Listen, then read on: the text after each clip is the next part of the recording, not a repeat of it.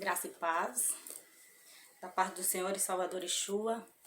Esse vídeo é seguimento do anterior, onde o título é A Justificação no Filho. Aconselho que você assista, primeiro porque é um segmento, né? E eu estava lendo Romanos 7, tá? Que o Senhor continue nos dando discernimento da letra. Em nome de Yeshua, amém? Então, 7 não, Romanos 6. Do 1 ao do 1 ao 14. Eu vou ler apenas o último verso, versos 14. Então, aconselho que você volte lá, você ficar integrado de tudo que foi dito, tá? E depois vem aqui. Romanos 6, verso 14. Pois o pecado não os dominará, porque vocês não estão debaixo da lei, mas debaixo da graça. Não vou falar o que eu falei anteriormente, tudo. Apenas algo que cabe às pessoas se atentarem, que as exortações da Bíblia, toda a Bíblia, ela é inspirada pelo Criador. E ela nos exorta com o intuito, objetivo de nos tornar nova criação, para que possamos ser filhos de Deus, não filhos da desobediência. Por isso a importância do Evangelho, dado ao ministério do apóstolo Paulo, dado a Pedro, dado a João e os 4 evangelhos, no tempo do Yeshua em carne. Porque lá em Gênesis 4, 7, o Senhor já adverte Caim a respeito do fazer o bem, porque o pecado estava ameaçando a porta. Desejava conquistar. Conquistar de que maneira? Conquistar com toda a desobediência, que são as práticas de injustiça, e o pecado, que faz com que nos afastemos do Senhor. Então, desde Gênesis, o Senhor adverte Caim que ele deveria dominá-lo. O tempo passou, aí veio a necessidade do Senhor enviar o Filho, por isso que está lá escrito em João 3, que o Senhor amou o mundo de tal maneira, que enviou o Filho dele, para todo aquele que nele crê não pereça, mas tenha a vida eterna. Então, o foco, o destino é Yeshua, é o Filho. Não tem por onde, qualquer meio de autojustificação para se obter ou ter o Criador como seu Criador, é através do Filho, tá? Aconselho que assista o primeiro vídeo, porque essa questão foi bem colocada. A questão da negação ao Filho. E o que isso, de que maneira essas pessoas são, pela visão bíblica, caracterizadas aqui na Terra. Qual é o objetivo delas e, infelizmente, não herdarão o reino do céu se morrerem nessa condição de negação, tá? Então, Romanos 6 é muito importante, porque está falando a questão da fé, de voltarmos a um entendimento espiritual de que morremos na semelhança da morte de Yeshua e ressuscitamos na semelhança da ressurreição dele, que é compreender a importância da ressurreição do Filho. Porque se ele não tivesse ressuscitado, poderia sim ser colocado como um profeta e não como o Filho, tá? Mas ele é o Filho, ele ressuscitou, e embora muitos tendem a negar essa verdade, é a verdade verdadeira. E aí, como eu li aqui, no capítulo 20 de Apocalipse, a partir do versos 11, vou ler novamente. Depois vi um grande trono branco, e aquele que nele estava sentado, a terra e o céu fugiram da sua presença, e não se encontrou lugar para eles. Vi também os mortos, grandes e pequenos, em pé diante do trono. E livros foram abertos. Outro livro foi aberto, o livro da vida.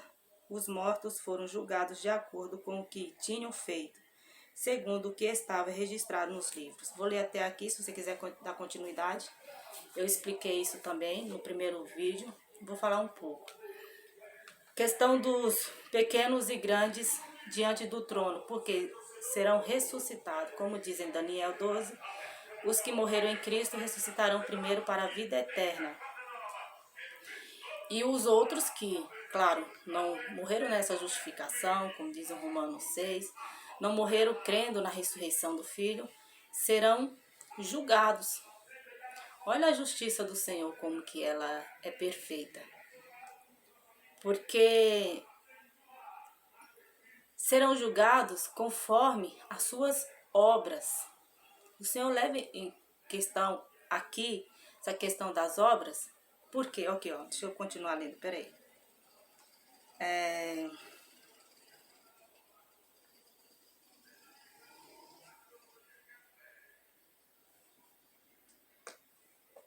Aqui ó, os mortos foram julgados de acordo com o que tinham feito, segundo o que estava registrado nos livros.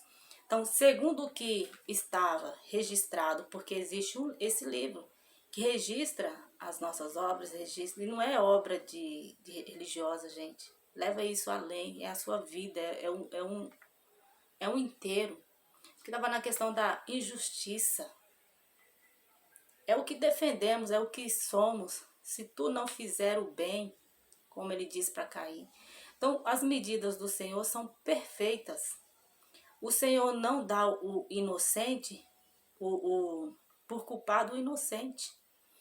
Então, imagine o número de pessoas que antes do filho morreram, sim, sem ter acesso aos preceitos, do que fora dito aos profetas, que morreram sem ter um direcionamento, talvez tiveram, mas rejeitaram. Então, de acordo com o que foi feito aí, e o Senhor que julga o que é justo, o que é injusto, essas pessoas serão julgadas.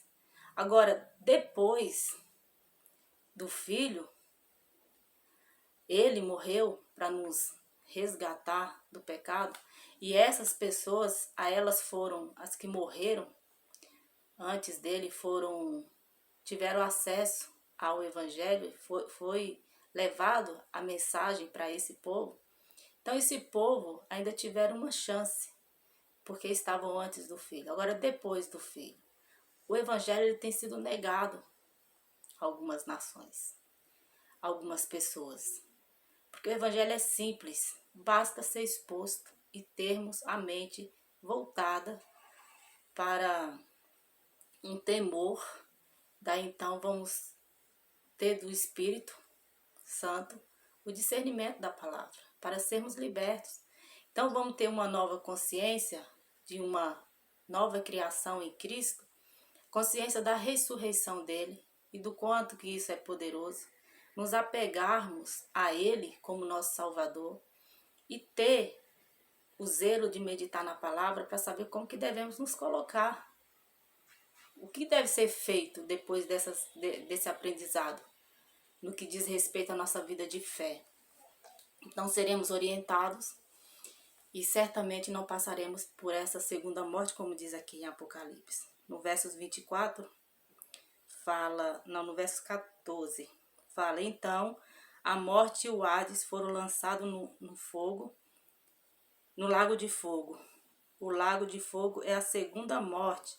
Aqueles cujos nomes não foram encontrados no livro da vida foram lançados no lago de fogo. Após o tempo em graça ao qual nós estamos, depois do Salvador. Então temos acesso a essas verdades. Uma vez justificados, é uma vez renovados. Estamos entendendo a palavra do Criador. Então o Criador ele tem uma balança justa para julgar as nossas intenções. Julgar a intenção daqueles que professam fé e têm a palavra do Senhor em mãos, mas que usam segundo os interesses, que não libertação de almas. Então o Senhor tem as medidas exatas, é Ele que fará. O que devemos nos preocupar é em dar ouvido a esse evangelho puro, de graça, que deve ser lançado de graça, pela graça, em favor de almas, em favor de vidas, para que possam valorizar o reino, valorizar a ressurreição do Filho e se apegar fielmente. Mas como diz aqui no início em Romanos, que diremos então, Romanos 6, que eu estava lendo, né? Continuaremos pecando para que a graça aumente? De maneira nenhuma. Nós, os que morremos para o pecado, como podemos continuar vivendo nele? Então, a evidência de que fomos justificados é que não temos mais prazer no pecado. E para conhecer o pecado, por isso que a palavra diz que a lei é perfeita e santa, ela nos mostra o pecado. É para isso que serve a lei. Ela é pura, ela é perfeita. Para nos mostrar a nossa incapacidade quando queremos fazer algo para autojustificação. Como que é estar de acordo com um justificado? Olhando para Cristo, olhando para a grandeza do feito que foi a ressurreição dele. A morte não pôde segurá-lo no túmulo. Ressuscitou e está à direita do Todo-Poderoso e virá julgar os vivos e mortos. Então olhemos para ele, crendo fielmente de que esse propósito, ele aconteceu, e por conta dele ter acontecido e estar registrado aqui, cremos. E a nossa fé, ela tem que ser puramente pelo que diz a palavra do Criador e pelo entendimento no Espírito, porque aí vamos nos apegar de fato de que o Filho está sobre o ombro dele, como diz lá em Isaías 9, todo o poder e autoridade. Então ele vai vir julgar os vivos e os mortos. E ele tem as medidas perfeitas. E existe o mais importante, como diz aqui em Apocalipse, essas duas passagens elas estão muito alinhadas.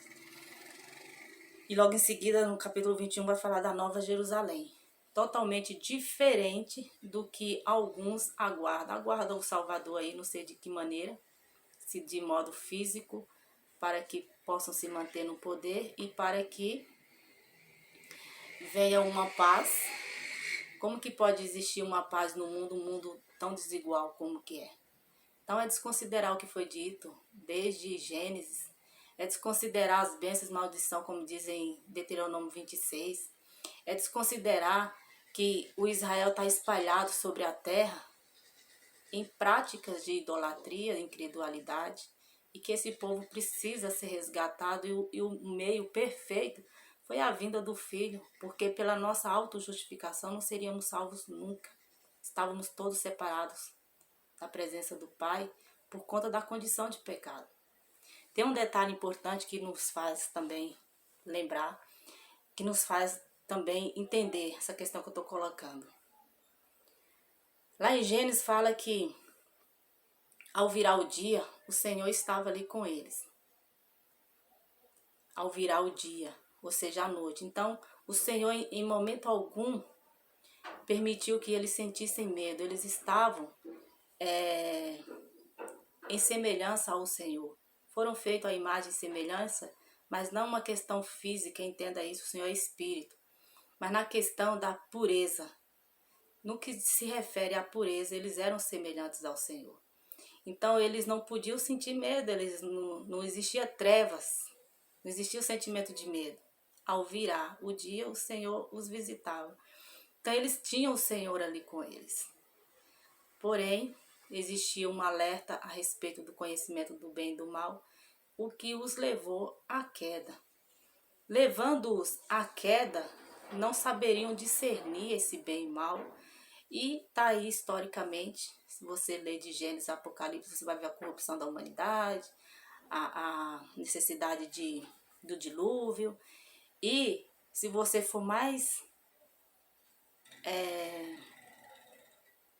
atencioso ao que diz a palavra do Criador, você vai perceber, quando o Senhor fala que arrependeu de ter feito o homem, o Senhor manteve ali a misericórdia dele e continuou um novo povo, vou dizer assim, através de Adão e Eva.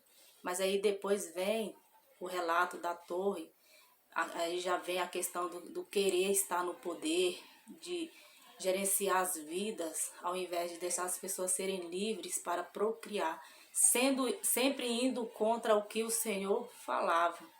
E ao ir contra o que o Senhor falava, eles se corrompiam. Corrompendo, vinha as quedas, vinha a violência e vinha tudo mais. E tudo isso está escrito na palavra. Aí depois o Senhor levanta os profetas. Os profetas sem medo, mas com encorajamento espiritual, iam lá e falavam na presença de reis, em favor do povo, mas um povo que se mantinha ainda em muita rebeldia. O Senhor não deixou o seu povo. Mas sempre quando existiam os reis que faziam a vontade do Senhor, os que não faziam. E nisso vai vindo a história, porque a Bíblia é a história da humanidade. Então o Senhor, onisciente, sabendo da nossa necessidade de sermos justificados, e o único meio era no Filho. Então ele fez um plano perfeito, enviou o Filho. Como que podemos não conhecer sobre o Filho? Negar o Filho, não se aprofundar no conhecimento do Filho, das palavras dele, se ele é o nosso escudo, se ele é a nossa torre, porque ele é Deus, foi Deus que fez todo esse plano perfeito, ele veio como representante do Todo-Poderoso. Se entendermos desta forma, vamos colocar o Senhor sempre no centro de tudo. Não podemos tirar o Senhor